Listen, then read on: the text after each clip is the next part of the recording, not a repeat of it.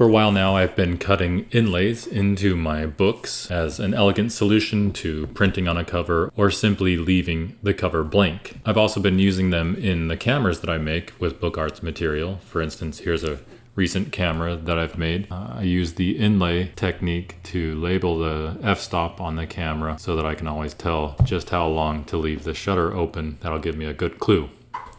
Today we're going to be making an inlay for this link stitch book. The inlay that I've chosen is very graphic, just a 20 and then on the other side 20. So this is my 2020 link stitch and otherwise pretty boring cover. One of the things I like about an inlay is that the surface is the same. There's nothing sticking up above the surface of the cloth. You're going to need an X-acto knife that has a stencil blade, which is different from the X-acto knife that most people are used to, which has the longer and steeper blade.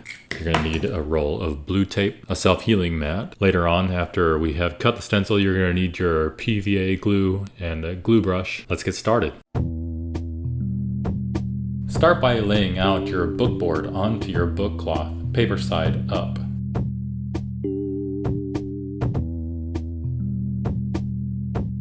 Trace around the book board with a sharp pencil.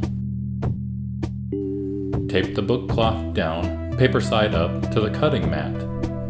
Register the design and hinge it down.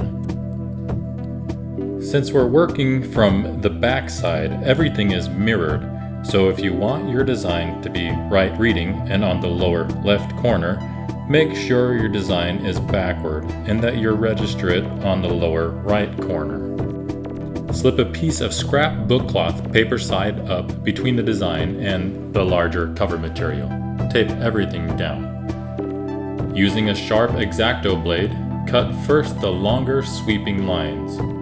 If you're cutting a negative space out, as I am with this 0, do it before cutting the positive shape out. It's okay to take your time and cut carefully.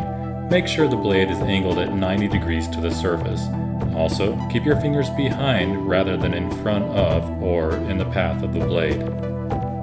I will often cut continuous lines as segments rather than as one non-stop cut.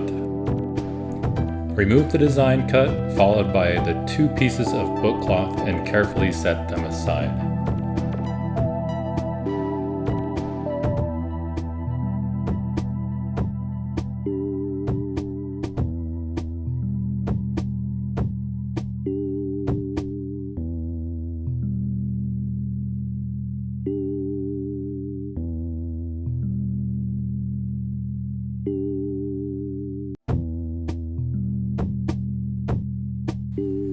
If an element won't come out easily, carefully recut the stubborn parts before attempting to remove again.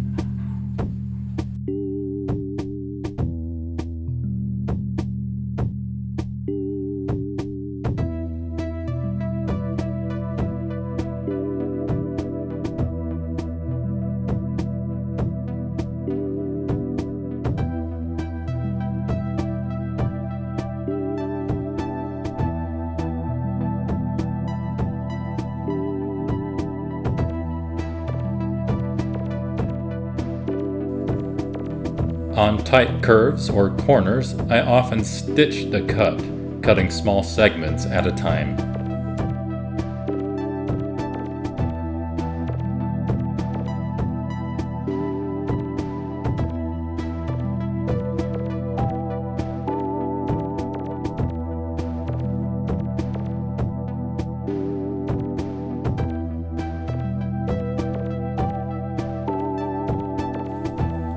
Cut the small lengths last.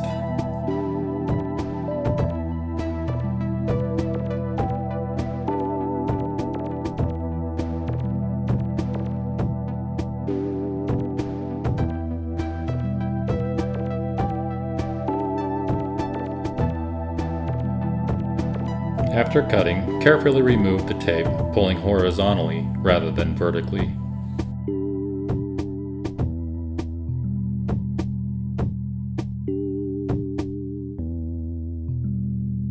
Flip the cloth over and reassemble the inlay elements cloth side up.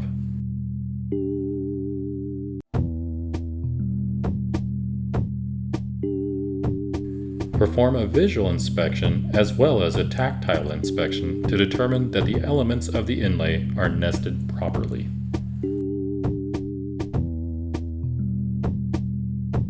Employ pieces of the used tape to hold the elements together. New tape can abrade the cloth and be difficult to remove later. Flip the cloth back over.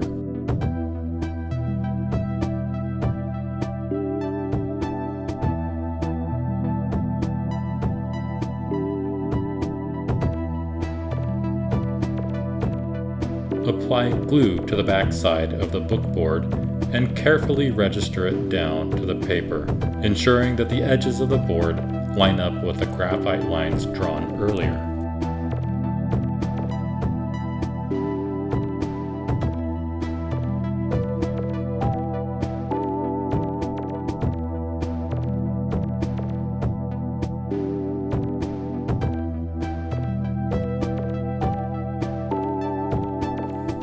Flip the board over and press the cloth down to the board.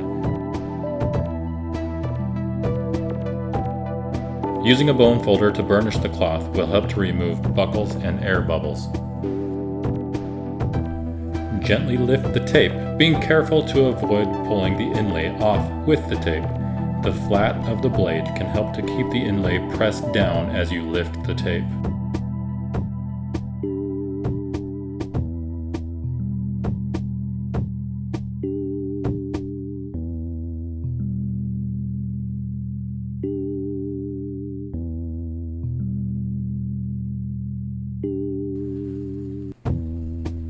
Press the inlay elements down to make sure they are fully adhered.